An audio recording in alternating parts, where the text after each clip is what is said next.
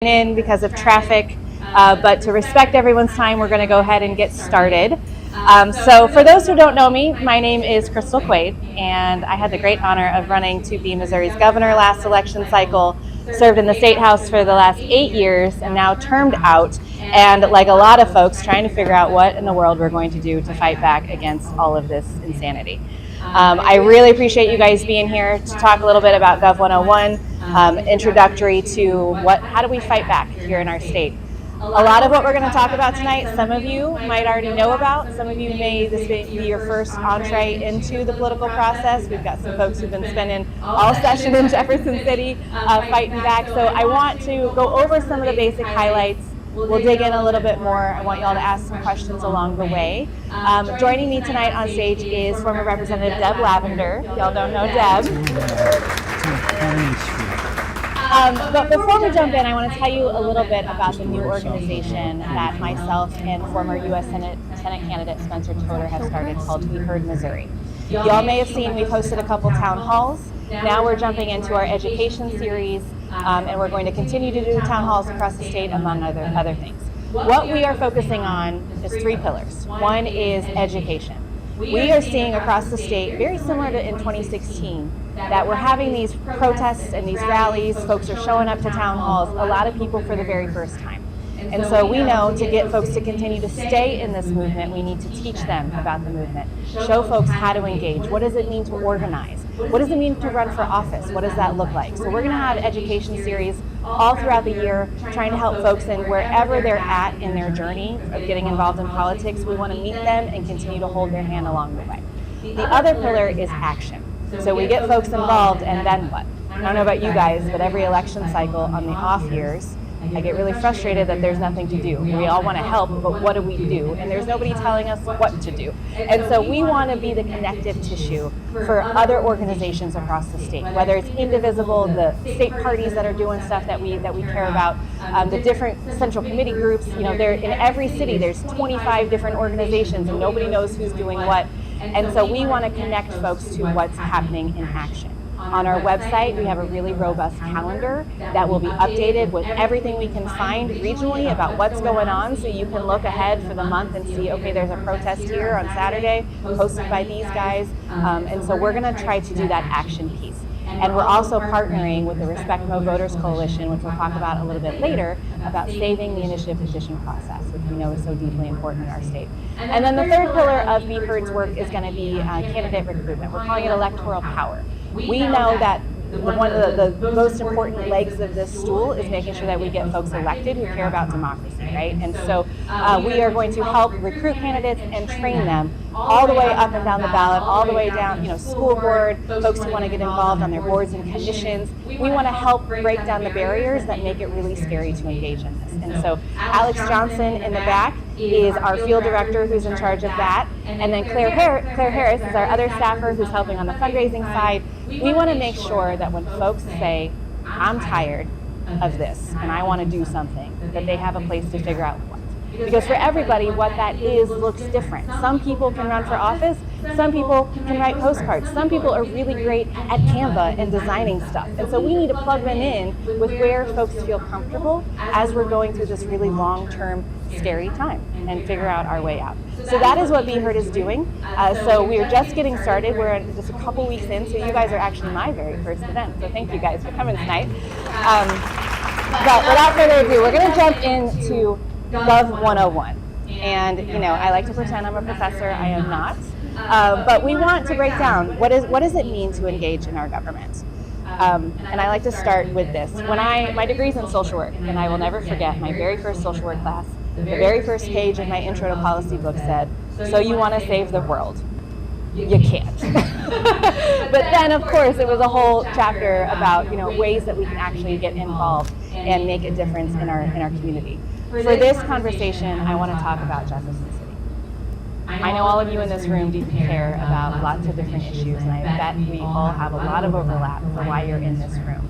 So much of what is wrong with our state right now is because of this place. And so I want to talk about the different ways to engage in this. Levels of government. And again, I know a lot of y'all know this, but some of you may not have ever dove into this, so let's talk about it. Obviously, we have our city councils and our municipal elections. These are nonpartisan elections that usually happen in the spring, but not every county does it exactly the same. So our larger places like Jackson County, St. Louis has their own way that y'all vote here. So not every county is the same, but they are generally in early April, nonpartisan. Underneath them is boards and commissions. Does anyone in here serve on a board or a commission before? So boards and commissions are one of the best places to get involved in local politics. Things like planning and zoning, deciding where commercial properties can go, where sidewalks can go, where the local county is going to invest in roads or redo bridges. All of those decisions are decided at a local level by boards and commissions. These are usually appointed by the mayor. And I know in Springfield, where I live, we have over 20 boards and commissions that folks can serve on, nonpartisan seats. And we are always desperate for people to apply and say, I want to engage in this. It's a really great opportunity for folks who want to have a voice but have never jumped into anything. They're ran just similar to every other meeting with, where there's the rules and gavel in and have different agenda items. But these people at boards and commissions make the recommendations for city councils to then enact ordinances within their community. This is a place that folks I often disagree with have been really smart about getting engaged with to begin with. And then those folks train up and then they run for an office and then they train up. This is a place that I really encourage you for wherever you live to look at, are any of these things of interest to you? I served on the Extension Council, learning a lot about gardening and resources and our soil and clean water and all of these things that mattered in Greene County. Another great one in Springfield is the Mayor's Commission on Children, where we get to help our nonprofits in the community and the city decide how to engage with those nonprofits who care about kids. There are so many different ways to get involved in your local community, so I encourage you to look those up. Do you want to add anything to that? The boards and commissions? Yes, and I'd like to back up just half a second. I'm always thrilled to work with people I have the opportunity to serve with as a minority leader. I have seen amazing leadership from this person, and I'm sad, like all of you, that we don't get to call her now governor right now, because I think the state of the state would be substantially different. For me to participate in this, I've been involved running Livingston for about 20 years now. And what I continue to be amazed with, people have no idea about civics. If I had during the primary, I never had a primary opponent. In the Webster Purple Times, we put, Deb got this many votes and Rick String got this many votes. And some days he got more, some years I got more. And there was always somebody, if not several, who would come up to me and say, Deb, I'm so sorry you lost the primary. It was just me and him. Or the other is, hey, you won already. That was the August election. I was unopposed. Yes, they print them side to side as if it was a horse race, but, and so, I think we can say it is complicated, and there's a lot to remember. And that's why I think these Government 101, you've got an Organized 101 coming up. I think it helps us teach and then teach another, right? So I think that's part of what's so important. Yes, boards and commissions, they do a plethora of things in the town. It's a great way to get your feet wet in a relatively small arena. And look at other people in your neighborhood. I'm going to ask, as I'm getting to be my age, if running for office isn't your thing, look at your neighbors. Who has the kids in your neighborhood? Who are the ones that you know are passionate about what's happening? A neighbor of mine puts out the LGBTQ flag. At least one, if not more, once a year. She's got kids in elementary, but she'll be somebody I approach and say, hey, have you thought about this? Have you thought about then putting your name up for your city council or state board or school board? So that's where it's encouraging. I don't think in this PowerPoint, women need to be asked 7 times to run. And planting a seed with somebody that you know, they have really little kids. May or may not work for them, but in 5 years or 10 years, it might. And that's why we just have to keep talking about the things that are important to us. Thanks for that, Deb. I apologize. Sometimes I just jump in and just want to spit information at you. So thank you, Deb, for all of that. So beyond the city council, boards, and commissions, we have county commissioners. So in the state of Missouri, generally we have 3 county commissioners for every county. These folks decide a heck of a lot, and they also make a really good salary. If folks are ever, like, I can't afford to run for office. County commissioners probably can. In Springfield, I believe they make $140,000 a year to be a county commissioner. Now, these folks oversee things like the county jail, all of the county staff. They manage a whole lot, and of course, each county is a little bit different on how that's structured. But that's another place that I think a lot of folks don't pay a lot of attention to. I know down in Greene County where I live, our county commissioners are often uncontested, and it's folks who just continue because people don't even know it exists. Of course, we have our school board. School boards have been really hot lately. I know for us, we have had our school board races have become very partisan, unfortunately, and have started to cost a lot more money. But as you guys know, this is a huge place that is extremely important, especially as we're seeing the attacks on public education, both at the federal and at the state level. Having strong school board candidates who can fight for their district and for their kids is super important. Of course, state representatives, our state Senate, statewide elected officials, U.S. Congress, and the U.S. Senate. So, who are these people? How many of you have gone to Jefferson City? Awesome. Look at this room. Okay, so great. So, in case you don't know, in the legislature, we have 163 state reps. We are the 4th largest General Assembly in the country. There's been a lot of conversation over the years about altering what our state reps look like, the districts, changing them. Right now, we have 163 state representatives and 34 state senators. As you see here, in the State House, you have two years per term, and you can serve a total of 8 years total. And then in the Senate, it is 4-year terms, a total of 8 years. So you can do 16 and 16, and that's it. The term limits have been enacted by a vote of the people. That happened 2000 or was it 1996, 1998, quite a while ago. So I will tell you, before I got to Jefferson City, I was team term limits. I thought it made a lot of sense, and then I got there and my mind drastically changed. This is not a conversation about it, but I do want to elevate it because I think it's unique to Missouri, or it definitely is unique to Missouri. Not every state has term limits. What we've seen, unfortunately, in Jefferson City is a real transfer of power to the people who are there all the time. You can take a guess of who that is. Lobbyists. Lobbyists don't have to. Department directors as well. Yes, and the staff. The staff and the lobbyists are the ones who we see. Who have the power, and not all lobbyists are bad. I'll be first to say. I have learned a lot from them. A lot of them really do care about the issues that they are working towards. But part of the issue is the institutional knowledge is just gone.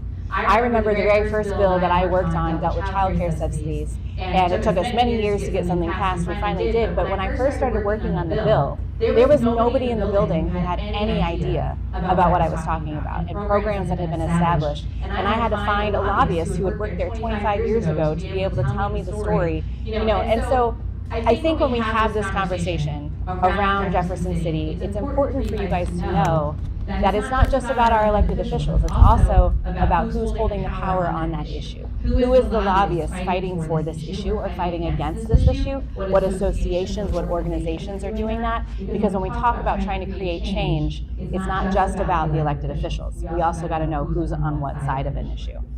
Have anything to add to that? There has been a little bit of conversation in the last couple of years on aggressiveness. I think that one year the Senate passed it to alter term limits, and then the House tanked it on, I think, literally the last day of session. Even simple things. A lot of Missourians want term limits. They voted for it. I think they think of Congress. Oh, they're ripping us off. They're till the 87, etc. We have 2 people that have been thrown out that have a pretty good base of knowledge. So instead of 8 and 8, and it's 8 year and or 8 year, if we just said 16 years wherever you want to serve, that by itself would alter that dramatically. And and it's not just staff, and it's not just lobbyists. You break people down according to high school. You have freshmen, sophomores, juniors, and seniors. Well, if I'm a freshman this year, I can't hardly find a senior who's going to talk to me. They don't need me. They're on their way out. They're going to work with who they need to have conversations on.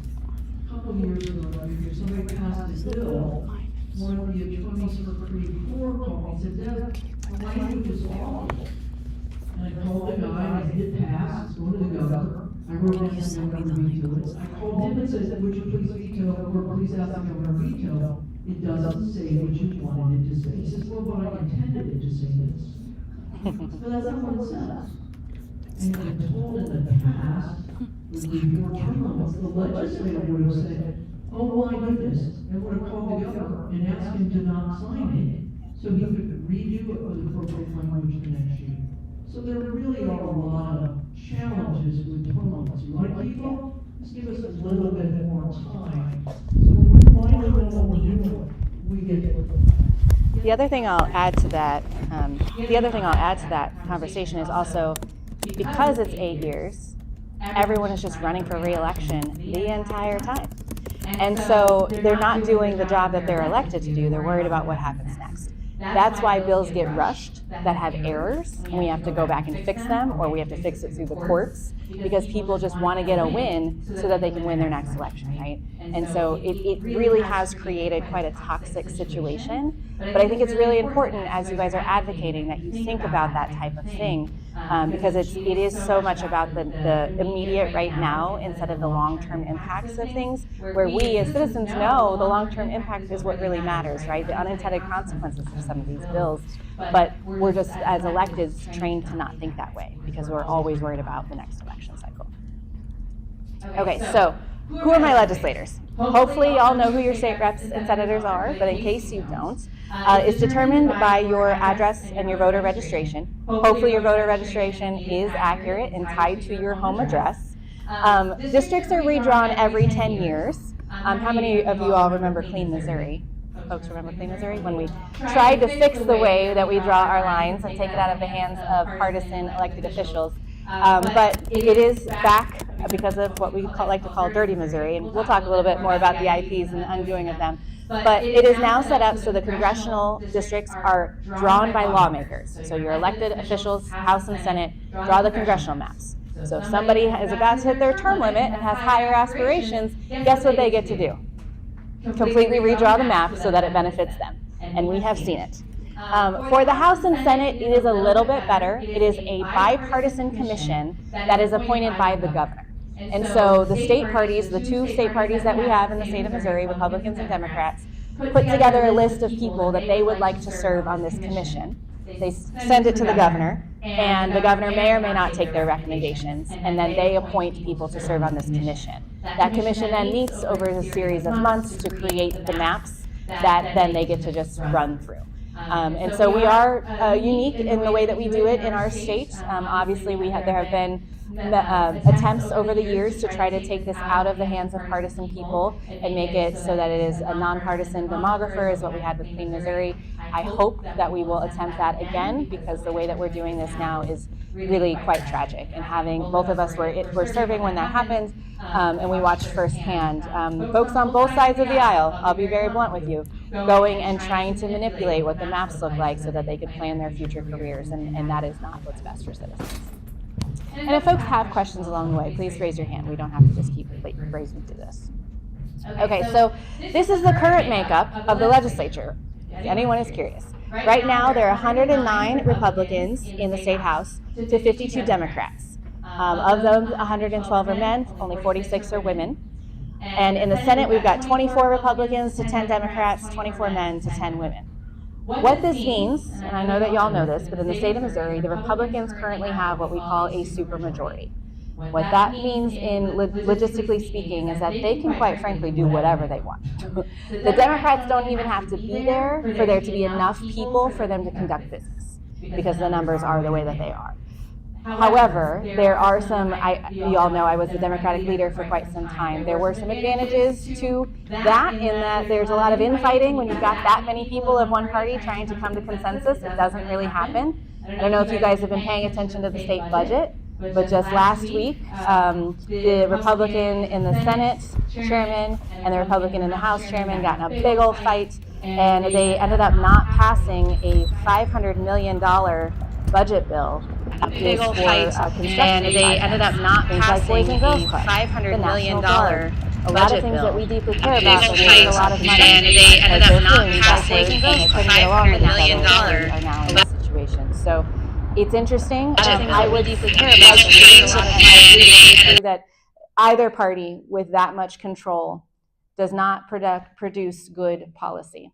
When you've got an echo chamber, and we all know this, when you're sitting in your echo chamber and you're not hearing other opinions, we're not getting anywhere as a state. And that is what we're seeing in Missouri. You want to have anything? Okay, so some quick statistics, just so y'all know. Our legislative session is January through halfway through May. Some states go year-round. Some states go every other year. Every state is different how they structure it. For us, it is January through the second week of May. Legislators in Missouri are considered citizen legislators or part-time lawmakers. Most legislators have a second job or they're retired, quite frankly. So some information. It began January 8th. So the constitutional thing is, what is it? The second two, you know it better than I do. First Wednesday after the first Monday. There you go. That's how it's worded in our Constitution. So it's different every year. And then the last day, we have a lot of deadlines that are important. The last day to file a bill is February 27th. So as elected officials, you can begin filing December 1 of the year prior to even getting sworn in. You can file a bill. And then you have until February 27th. So if you've got a new idea, if it's past February 27th, unless you're a Republican in leadership, it doesn't matter. Now, those guys break the rules all the time. They do what they want, whoever's in the leadership position. But regular lawmakers, February 27th. So far this year, just so you guys know, 82 bills have passed the House, 18 have passed the Senate, and then we have the budget has to go constitutionally to the governor by May 9th, which they were able to do, which was Friday, except for that one bill. So because they got in a fight and that bill didn't get done, we just don't have it now. Now the governor. I haven't heard from the governor. The governor can then call a special session and put that one bill in front of them. For quite a few years, there has been, especially last year, the budget process was just awful. Freedom Caucus in the Senate kind of took over. The House Budget Chair was part of that Freedom Caucus. The Appropriations Chair in the Senate kind of got rolled over with everything that was going with Bill Eigel and Freedom and blah, blah, blah. We've never had it. One time I think this happened, many, many years ago. My guess is the governor's going to say, we need that $500 million for all these various projects. So likely he's going to call a special session, and then they almost literally have to start all over again. Now, because they've done so much work, and the budget chair in the House is likely to say, I think our whole budget was $500 million too much, and he's going to most likely attempt to whittle that down to maybe half, would be a guess of what may happen. But we have to wait for the governor. We'll see. For those who don't know, a special session is exactly what it sounds like. The governor can call a special session whenever they want. And there is a time window of how long those can last. I believe it's 60 days.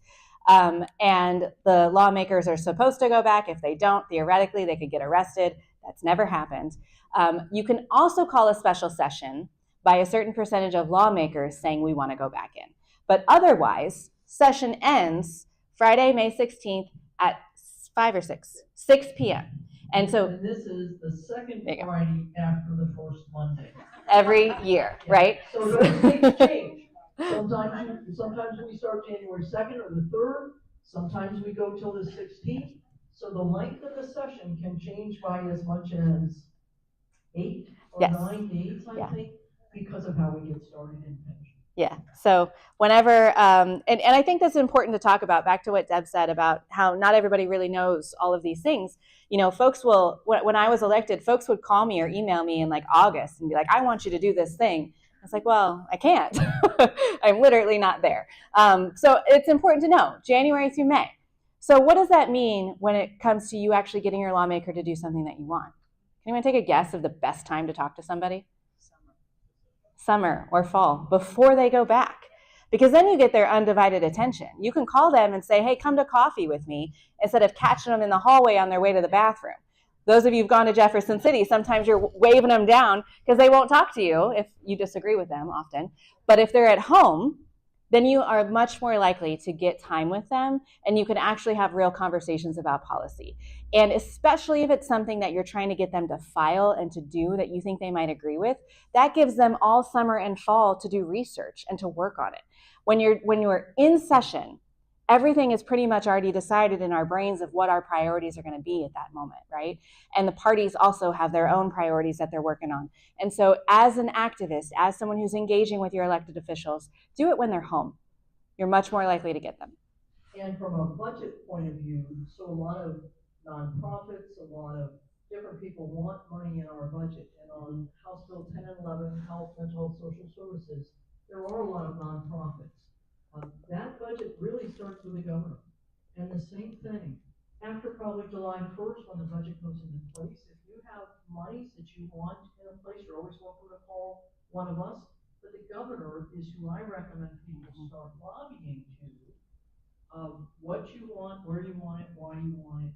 If it gets in his budget, it's more likely to come all the way through. Have I had amendments passed, and have we both been able to move money in the budget? Yes. But if it gets in the governor's budget, it's an easier path to be finalized. And I just want to go back. I did misquote when I was reading this. So to pass the House and Senate, those are the votes, amount of votes that you need. So for something to pass the House, it's 82. For the Senate, it's 18. Anyone have questions about that? I know we just gave you a lot of information. Okay. All right.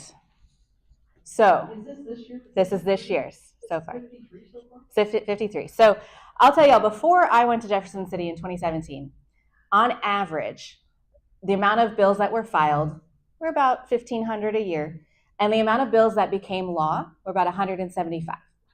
So we were real productive. They were real productive before I got there. Then 2016 happened, and everything changed. This year, there were 1,764 bills filed, and that includes the budget bills, and that includes resolutions. So resolutions can be anything from celebrating a person, or naming something. And then the budget bills, which there are a total of 19 budget bills. So including all of that, 1,764 were filed. So far, with 4 days left, well, I guess today's Tuesday, 3 days left of legislative session, 53 have become law. Now that's more than last year, right? I'm going to stop you. 53 have gone to the desk of the governor. Thank you. They don't become law until they have his signature or he pocket signs them.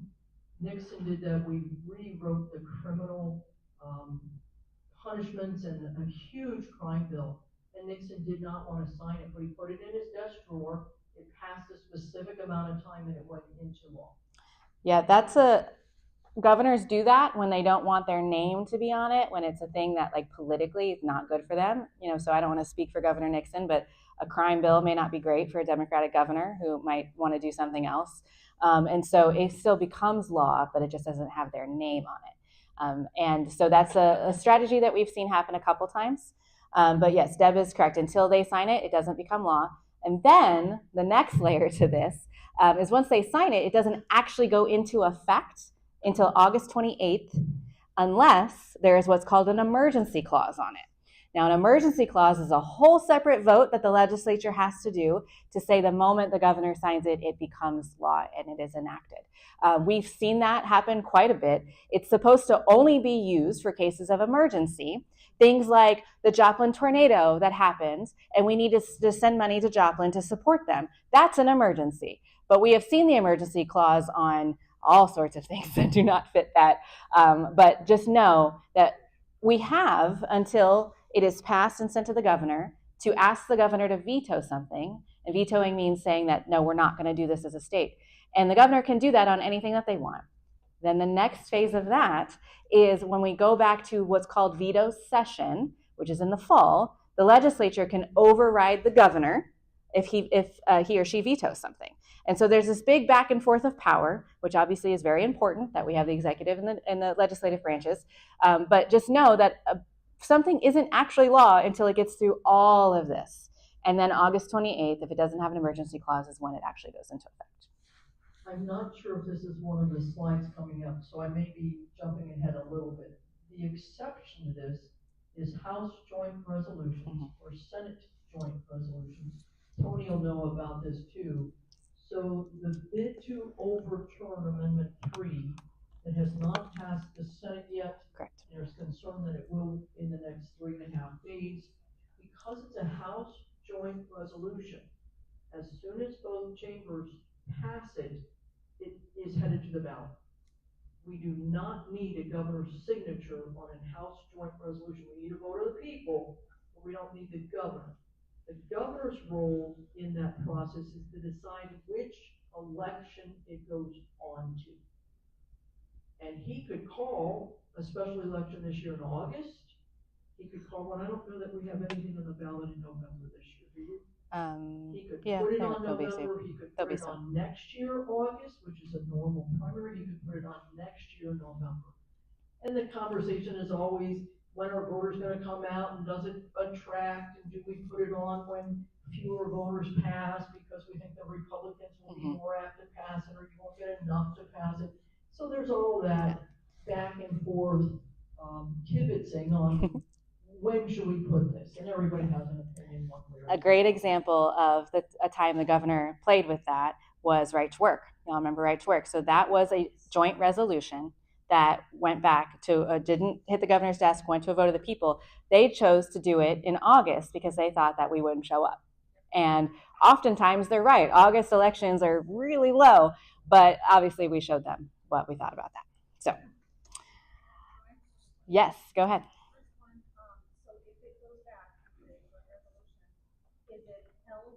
Until the new vote, so it doesn't go into effect, or what happens between the time, like right now? Yeah. If it gets signed by the Senate, the resolution, is it on hold until it's on the ballot? Yeah, I understand your question. Okay, so for those who maybe didn't hear, the question was if something is in law, like Amendment 3, for instance, and the Senate passes this House joint resolution, and we know it's going to go to a vote of the people, what happens between that moment and when they actually vote on it? So unfortunately right now, Amendment 3 has got a lot of court stuff happening, but traditionally the what is enacted in law or in our Constitution stays until the vote of the people happens. And then if the vote of the people overturns that or changes it, then that is the new law. 30 days after the vote, I believe is the time frame. So what is effectively now? Is Amendment 3 in effect now until all this other happens? There's still Amendment 3. I mean, what do with them? Yes, so that it's a convoluted answer to your question. It is in the Constitution, and we have access to care. There actually is at Columbia and St. Louis and Kansas City are already providing care. That is the only place right now. There are some court challenges happening for the Planned Parenthoods that are already open. And so, both sides of this issue, as you guys know, have gone to the courts every step of the way. But as of right now, folks are receiving care. Right? I wanted to make sure that I'm not speaking out of turn because those court cases keep changing. Yeah. What about the vacant House seats? My understanding is there's 2. Yeah. Great question. Yes, the question was, what about vacant seats in the legislature? So if y'all don't know, we have several seats that are open, and those people took jobs, basically, and they decided to leave. The governor can call a special election at any time when there's a vacancy in any of these seats. However, we have seen over my time that the governors don't seem to like to do that, particularly in places where one party may win or the other, right? So right now, the Republicans are in control, and so if a Democrat was to leave, they're not going to call a special election to bring another Democrat back, or if it's a seat where they may win. And I'm sure that Democrats did it when they were in charge too. I'm going to say no. So some of you may know, not everybody, of course, but in 2006, the state rep from Kirkwood died. And he died the day after session. And that was actually Matt Blunt. He did call a special election that November. I think Jane Nixon called a special election? I wouldn't know. Yes, because Deron McGee and whoever, Rory, no, who came in with Deron? Rory. These were special elections. Okay, yeah. And then so. And we had one for Mary Elizabeth Coleman when she won. That was wasn't that special? No, before that, No. Trish was a special. Trish Sorry, we're just naming names at this point. That's how we're gonna remember. So Trish was elected in Yeah. 17. Point being, it does happen sometimes. Not as often as we have openings. Yes, and so we've seen, there was a seat over in Lee Summit where the state rep passed away, and then there was an election, and then that person got kicked out of the legislature for some really bad stuff, which doesn't happen often. Then that stayed vacant for 2 full years. And so, there are lots of places where folks it's really maddening, right? Because then as citizens, you are taxed without representation, which is a huge problem. But yes, it's solely up to the governor whether or not to call one. Otherwise, we wait all the way until November of 2026. So what you can do is petition the governor, call their office, and say, hey, do this. But yes, we'll just see what they do. Okay, so moving on. The website for our state government is not great. Anyone's tried to navigate this thing, it's terrible. I will say that this year they did make a couple improvements, but I also want to say that it is not the staff's fault because the IT department is so underfunded. We're like 20 years behind. When I first got elected, we were still running off of MS-DOS at some state departments in 2017. So the amount of money that we would need to get our IT in Missouri to where it needs to be is, I don't know if you remember the number, but billions of dollars. So I just want to say that it's not the staff's fault. They're doing the best that they can with like the 2 people that work there. However, I want to show you a little bit of key points here, and please jump in and help me where necessary. So go back to the last one. Okay. So this is the House website, right? And I'm going to be a lot more familiar with the House website than I am with the Senate. But you do have up at the top, home members, committees, hearing, legislation, session, media. So home, we're there. Members, you can look up who members are. You can see what committees they're on. Committees are we'll show on that. what committee. We got that coming. Hearings are what's scheduled for whatever they're scheduled for. But that's where you'll find, Crystal just said we've got more of those. But that's where you find that first tab. So when we are tracking legislation, so say you care about a specific bill and you want to look it up, you would click on legislation, you can type in the House bill number, you can also search by title or by subject matter. So if you're like abortion, you can click that and then you will see everything that's related to that. When you click on a bill, this is what you'll see. And I want to show you guys this because I think it's really important. What you'll see is the bill number, obviously, and then the top filed in committee, floor action, sent to Senate, truly agreed, sent to governor. This is where it's at in the stage of the process of becoming law. If a bill is filed, that means a rep just had an idea. If it's in committee, that means the Speaker of the House chose to then send it to committee. They think it's an okay idea and we should go forward with this. Then in committee, the chairperson gets to decide whether or not there's a hearing in it. And then you'll see whenever you go through it what actions are taken on that. Floor action is where you'll track that. And then if it passes the House, it'll go to the Senate. Truly agreed, finally passed is the weird language that we use to say that it's passed both chambers. Truly agreed, finally passed, and then it goes to the governor. So this is just like a little tracker to show you where it's at. Underneath that, go ahead. Can the speaker just not, if Yes. somebody wants a bill and the speaker doesn't want it, it doesn't happen? 100%, yes. So the Speaker of the House gets to determine everything. In the Senate, they have their own leadership structure, the exact same. Well, Senate's a little different. We'll get to the Senate in a second. But in the House, the Speaker gets to just say yes or no to whatever. So if the Speaker doesn't want to move something, it will not move. Also, on the flip side of that, when a bill becomes law, it is 100% the Speaker's fault if you don't like it, right? Don't let them get away with that. Well, we'll bring in the majority leader and some of that. So no surprise by anybody in this room. So the Constitution says every bill filed has to be sent to a committee inside of the time of session. I had one, Second to last day. maybe two maybe bills that were actually referred to a committee. Most of my bills got sent to a committee the day before or the last day of session. Yeah, so there'll be a big flood that they send because they have to. But yes, you're exactly right. But that most of ours are never sent to committee. Yes, and so, as a member of the minority party, because our bills really don't move, sometimes they do, but they usually don't, you have to find a member of the majority party to file your ideas. And so everything that I got turned into law had a Republican's name next to it. And that's how we get it done. You have to be okay with not getting the credit to be able to make change. And that's a big part of the system that we're in right now. And Republicans are wonderful at telling us it doesn't really matter whose names are. There's always Yes. So anyway, moving on. So underneath the bill number and the top line, you'll see a very quick summary of what the bill is. This one modifies provisions relating to employee compensation. You'll then see the bill sponsor. It's highlighted in blue. You can click on that person, and then it'll take you to their member profile page so that you can learn all about who they are and what bills they filed, that type of thing. A proposed effective date, you'll see this one has an emergency clause. So it is listed on there when you're looking to find out, is it going to be that August 28th or is it going to be the emergency clause? That's the reverse of. Yes, it is. Right, Yeah, the minimum wage. Minimum wage. Yes, this is the bill that's undoing Prop A that we just passed. Good job catching that. So then LR number, you can disregard that. You don't need to know that. The last action is going to tell you what the last action was. For instance, this one, when we pulled this, was placed on the informal calendar. That essentially means that they... In the Senate. In the Senate, yeah. In the Senate. And that's where you'll see up top, side the Senate, SA, Senate amendment.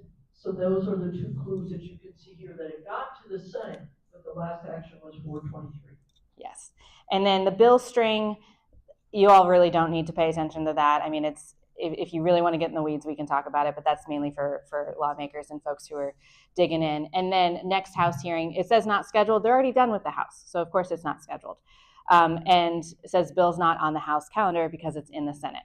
Now, when you go to the Senate website, you're going to have similar information, but the reverse of that, right? Because this in the Senate is sitting on the informal calendar. That means it's made it through the hearing process. They brought it up to the floor, and in this case, they started to debate it, and then the Democrats held the floor, meaning they filibustered, thank you, word escaping me, filibustered for a while, and then they decided to lay it over for a second, and they'll come back to it, maybe, in the next 3 days. So you can also, down at the bottom, co-sponsors. So if you want to see who else supports whatever this thing is, you can click on that. You'll see a whole list of people. Actions is where we currently are, and then hearings, again, if you want to take you back to the hearing space. Not the easiest thing to track.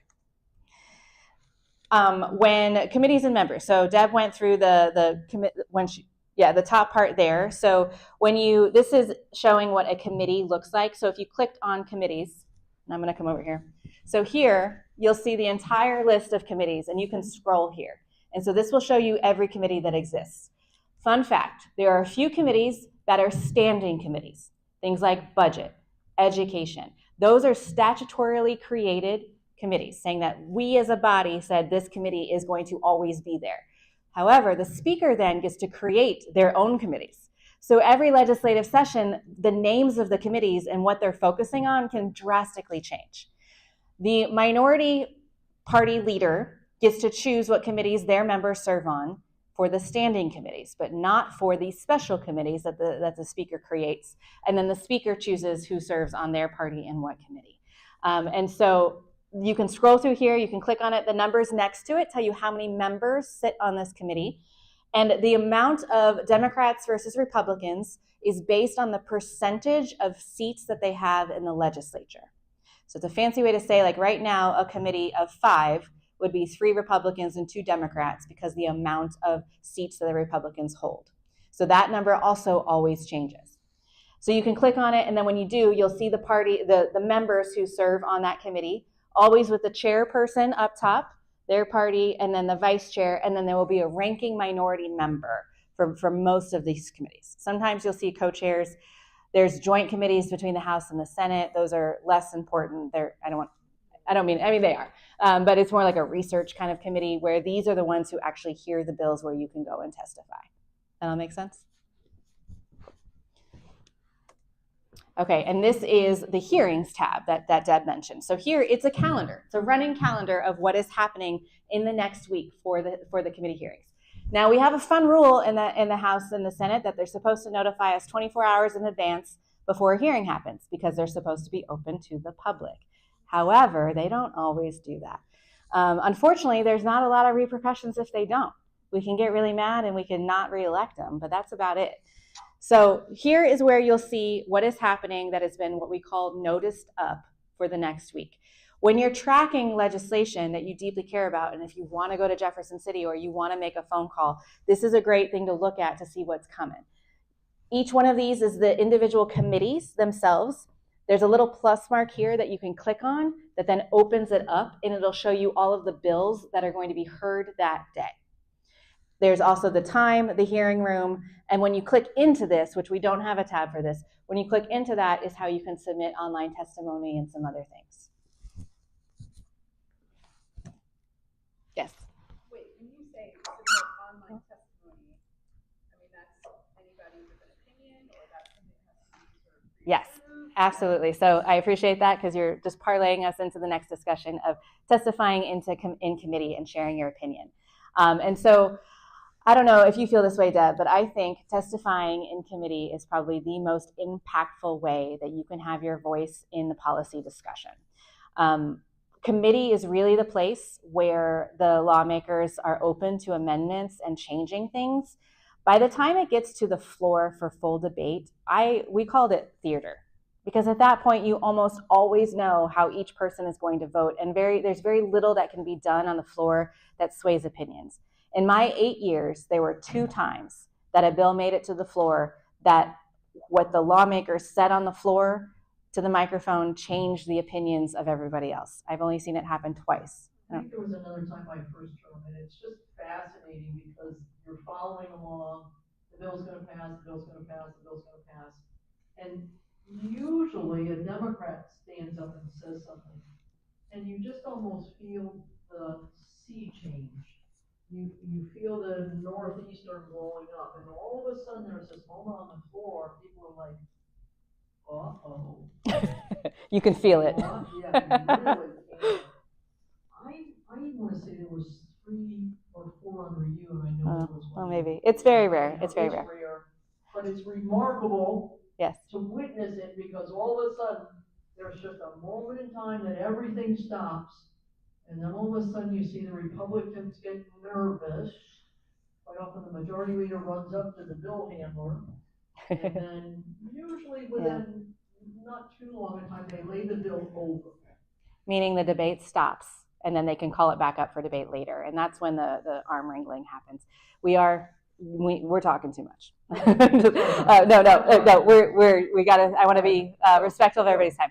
So to answer your question, to engage in your opinion being heard on a bill when it's in the committee time, you can go in person, which if you have the means and ability to do so, I definitely recommend. It's quite an experience for anything else other than just being there. But I have seen on non-controversial bills, personal testimony changing minds. When I passed legislation dealing with child care subsidies, it only happened because I had single moms come and share their story about how important it was to get help so that they could go back to work. And I watched minds change by people sharing their personal stories. It does matter, and it does make a difference. Of course, on the big controversial bills, you don't always get the ability to testify. We've seen chair people be awful and not even let people speak. There's a lot of bad behavior that happens, but I will tell you that I have also seen it change minds. You can also submit online testimony. And so when you go into the website, when you click on up here, the top, submit witness form, submit written testimony. So when you click on that, if you can't make it to Jefferson City, but you want your voice in the record, in the record saying that you were for something or against something, you can write out your entire pages and pages if you wanted to and submit it. And then every person who serves on that committee gets a copy of it and they get to read it. And then you are also in the record as being in favor or against something. So that's an alternative, not as impactful because not everybody reads it. I'll tell you, not every lawmaker reads what they should. Most of them don't read the bills. However, there is a place that you can do it. Okay, so We like to call it, I mean, but it's true, right? If you care about an issue, you got to pay attention to what's going on because there's so many things happening so quickly and in such a short period of time. And so tracking the bills, things like who is on the committee. It's important to know if a bill's going to the Children and Families Committee, who serves on that, because then you can call each one of their offices and say, hey, this is why this matters to me.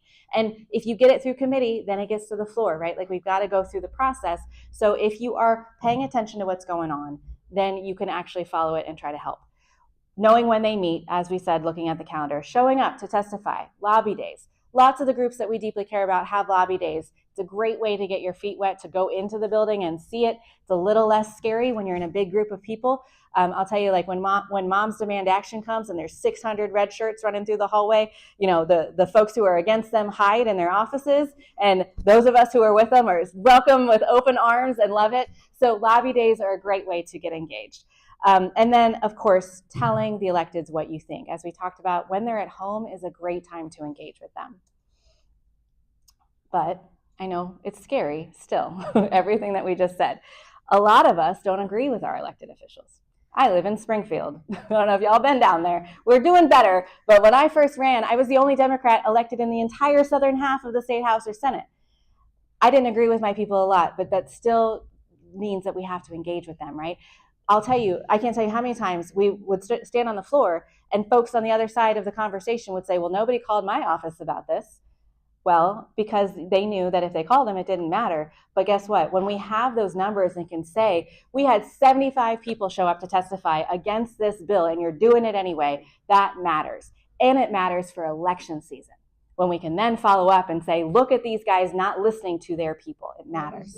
Sometimes things that are said on the House floor, if somebody sues over a bill and it goes to court or to our Supreme Court, the Supreme Court will go back and look at what was said on the House floor.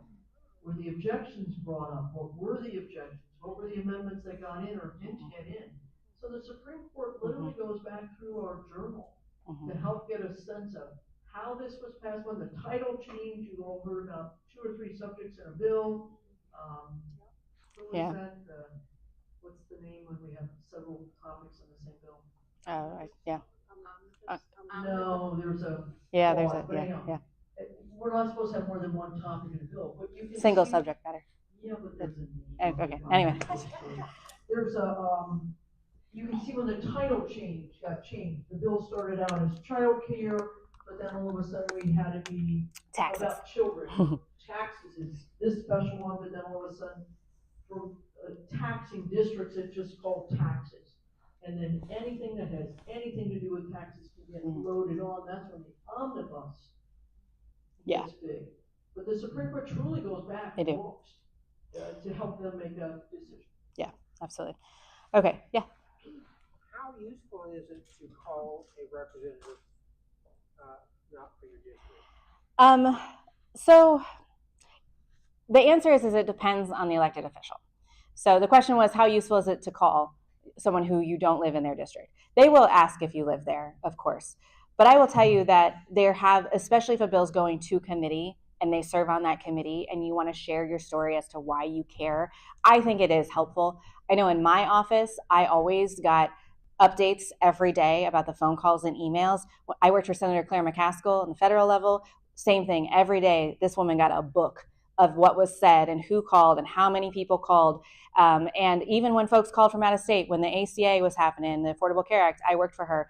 And we showed her the printouts every day of everyone. Now, does it matter as much as your own constituent calling you? Absolutely not. But I do think that it's important, and especially if you can share that personal story about why you need it to go through committee and why you care about that, it does matter. Yeah. So do you have a personal opinion on why people keep passing, for example, Prop A or Amendment 3 and continue to vote Republicans in office? That's a great question. I have what I think is the best answer. Can we hold it until we talk about a different IP? We'll come back to that. All right, so yes, question back. Along the lines of calling in, how much good does it really do to call your own representative if you know that they are not going to agree with again, So there's different layers of what we're trying to do by this action, right? Of course, we want to change their mind and want them to do their jobs, right? That's step one. But a lot of our elected officials right now don't, and we know that. Like, I'm not going to sugarcoat this. A lot of them don't care, hence the IPs and the stuff that we're going to talk about here in just a second. So, but where it matters is you call and they don't listen to you, then you go to Facebook, then you go to Twitter and you're like, look, I did this. I asked him for coffee and he wouldn't meet with me. And then you call your news station or you write a letter to the editor about it and you make hay. Then when it comes election season, then the other party can use that information, right? I can't tell you how many times we've run mail pieces and stuff against opposing people, particularly Clean Missouri is a great example, where we knew 58% of that person's district wanted Clean Missouri, and then they voted to undo it. Then we ran mail pieces about it, right? And so without having that information of people engaging, it makes the end goal a lot harder. And so, yes, we want them to listen to us. We want to impact policy. But then if they don't, we got to vote them out. And so each part of this process helps with that end goal of changing who represents us. I hope that helps. Okay, I like this one a lot because I don't know about you guys, but 2, 3 in the morning when I can't sleep, TikTok is my worst enemy. We gotta get out of that, right? We've got to take this frustration and this fear of where we're at and turn it into action, which is why this is so important. So thinking about what issues matter the most to you, following the bills, gathering comrades. I don't know if folks are familiar with that, but when I ran one time, there was a great mail piece against me saying that I was a socialist, and so we like to use that word. Get your friends. Go to Jefferson City with groups. I mentioned moms. They show up with 400 to 500 people. You cannot ignore them when they show up with that many people, right? So get your friends who agree with you to do this work with you. And then showing up and making noise. It as I just said and outlined, really the end goal. If we don't have the noise before the election, it doesn't help us. Step 4, be a part of democracy. As I said, speaking out on social media, blogging, letters to the editor, showing up to the marches, organizing, running for office. We need to get creative in how we're showing up, right? We have to go to Jeff City. We got to do this stuff that often feels like it's not impactful. But if we don't hold their feet to the fire every step of the way, then we're not going to get change. I have seen folks in power change their votes because they're worried about winning their elections. It happens. If it didn't, I wouldn't continue to harp on this. I know that it does, and I know that when we're able to clap back and say, your people want this, it does change it. But we can't say that unless we have proof that people care about these things. So starting with the Capitol, knowing who your people are, stop with the doom scrolling. We need to jump in. I want to talk a little bit about how you guys can get involved right now. We have 3.5 days left of legislative session, but we've got a lot of work still to do. The initiative petition process. So this is the, and you can come up this way because we're going to start talking about some stuff. So the age-old question of why do Missouri voters vote for progressive ballot initiatives and then vote in people who downright say that they disagree with them and think they're stupid? Why are they doing that? Well, if I had the answer, I would be your governor. However, we do know that there are ways out of this, right? Like it's not, I'll be honest with you guys, November was hard for all of us. I took a couple of months to lick my wounds, but I'm back in St. Louis because I know that there are ways out of this. And a big part of it is with the initiative petitions, right? Right now, they're not listening to us, but we can use the IP to get policy done that we care about.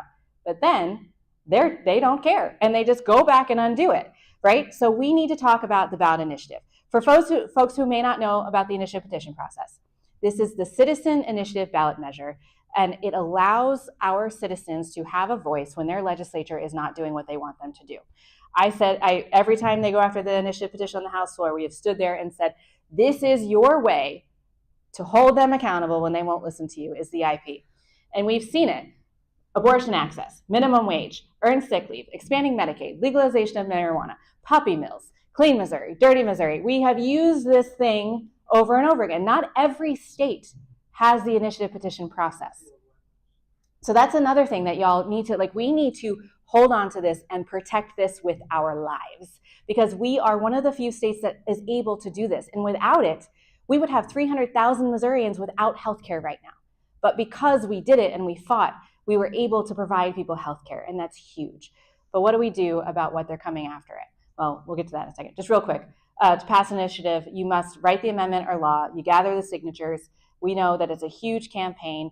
Amendment 3 did it beautifully in a way that we've never seen in this much time, but it does take a lot of work. And of course, we know that the folks in charge don't like it. This year, there have been some bills that have been filed. We know we talked about HJR 73, which is the HJR that will send it back to the ballot to undo abortion. House Bill 567, which will undo the minimum wage increase and the sick leave. And then Senate Bill 22 is one that I want to elevate for you guys, and I encourage you to look at it. We don't have a lot of time to dive into it. We're calling it the Let the Politicians Lie Act. You guys remember when we did Amendment 3, we wrote ballot language, or the coalition wrote language, and then the Secretary of State put something out that was nonsense. And then we had to sue him in court, and he went back and forth. We spent so much money and so much time, which is why we had such a short window to collect signatures.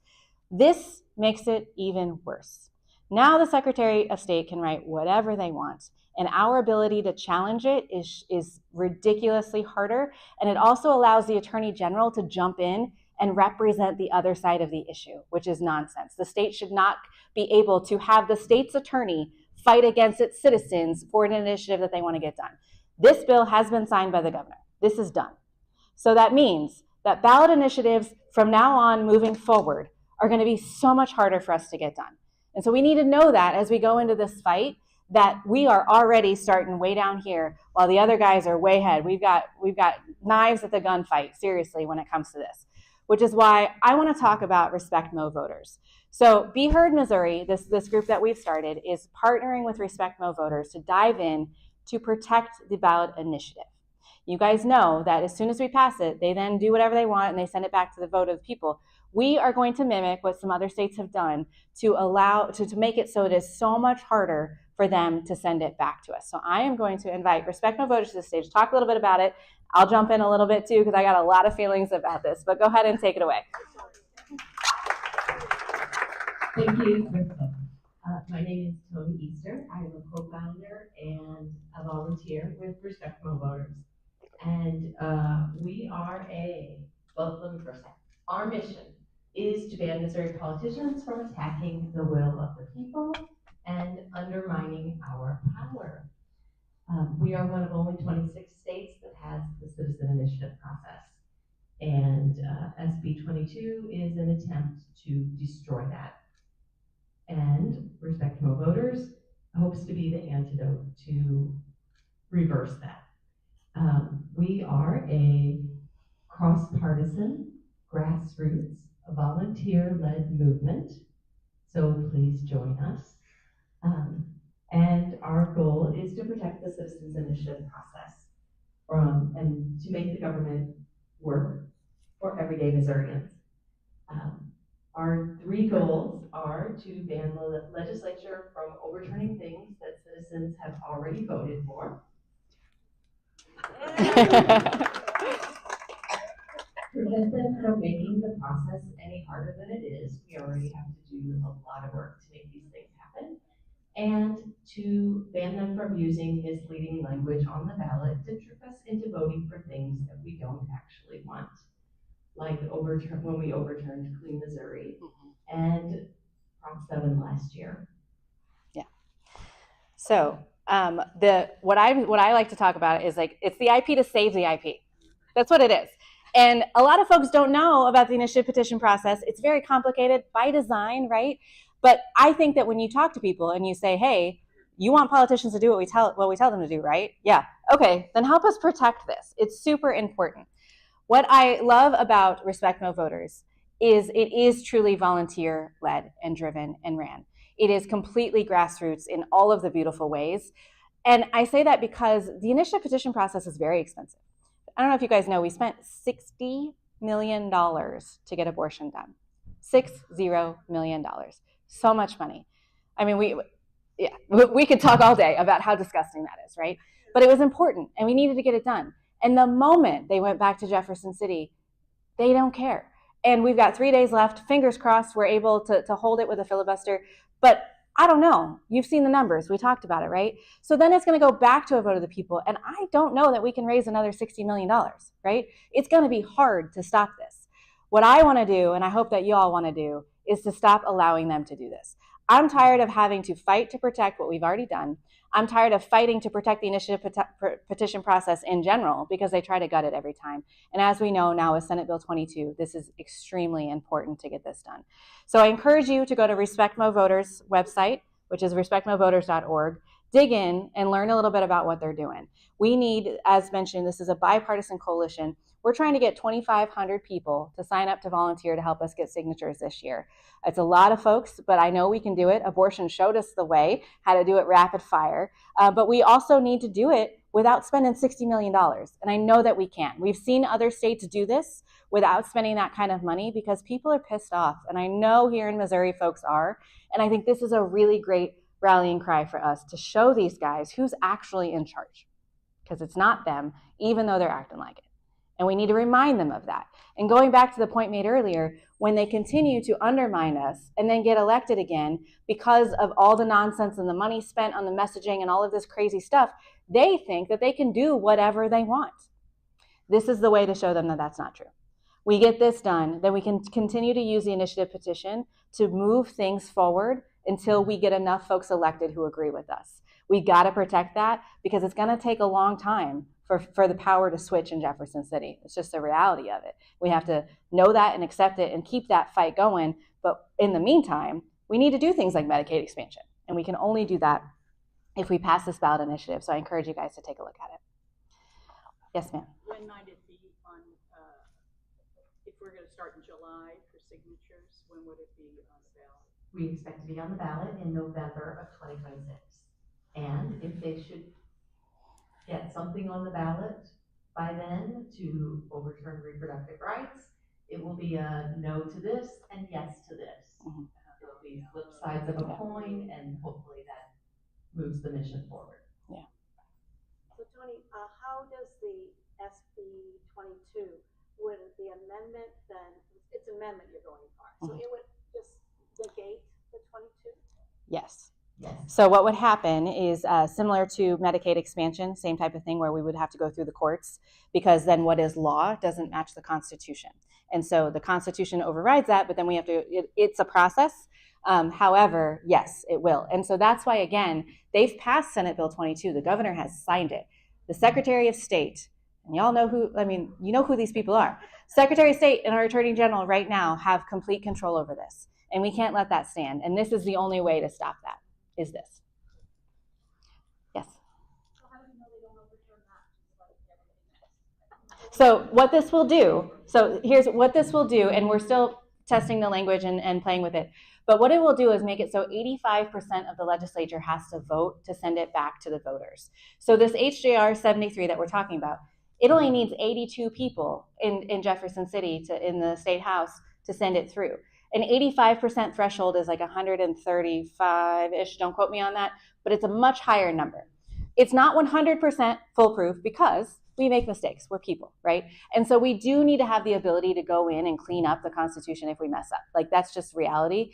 And if we didn't do that, we would have to then do a whole nother campaign to fix a typo, right? So there needs to be some sort of window there. 85, I think, is a really good number because it's a heck of a lot of legislators to vote for something, but it's not so far out of reach that we can't fix a problem.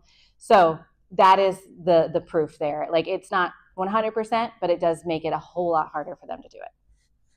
Yeah, of course.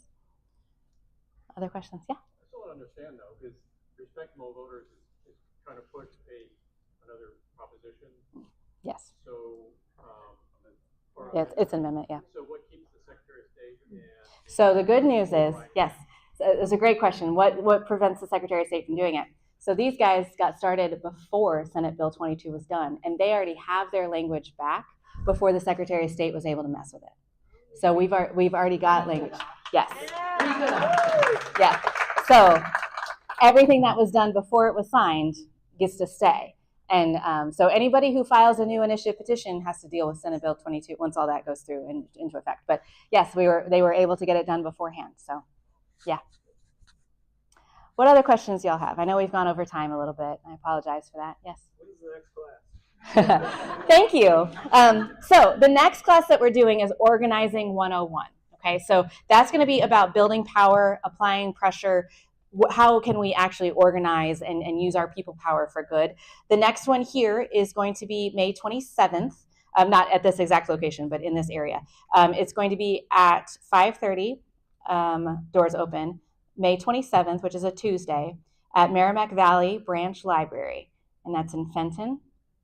And our website is BeHeardMo.org. So if you go to that website, we'll have it on there. You can sign up for that.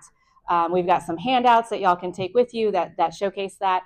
And we're going to be doing these all over the state. So we're here. We're starting with you all because CD2 is something. And so we're starting here. But we're doing these all over the state. Also, if you are interested in learning about this thing, one of the goals that we really have in BeHeard is I can't be everywhere, but if you feel comfortable doing something over Zoom, we can jump into Zoom with a group of your friends, or if you want to lead one of these discussions with people, we'll also train you through that process too. So this needs to be all of this, a people-led movement, because as I've said a million times in the campaign, nobody is coming to save us. So we got to figure out how to do it ourselves. If I may, before you all run, a lot of you know I've had a couple of events at my house, and then at the end of February, I had a spaghetti dinner in here. From that, we're doing some canvassing, which is nonpartisan, talking to mostly non-voting registered people, what topics are important to you. So if anybody's interested in doing that, come see me. And then my next event, and there's some flyers back here too, Claire, thank you for printing them, is a hot dog picnic in Kirkwood Park, June 7th from 3 to 6. We're going to have respectable voters there tabling. Alex is going to be there if you know somebody who wants to run for office. But it's mostly nonpartisan. Any and everybody's welcome to come. My goal is to have people talk to people again, not the doom scrolling. Come out, meet people, talk to them. What's important? Are you getting that? What difference can we make in our state and country? Thank you. Yes. Are the shirts for sale? This shirt is no longer. You may notice this is not a great color for a lot of people. But we decided it would grab attention when I'm collecting signatures. It's going to help me. But on our website, we have a store now where you can buy navy or white. Okay, thank you. Awesome. And the logo now has the state of Missouri in it.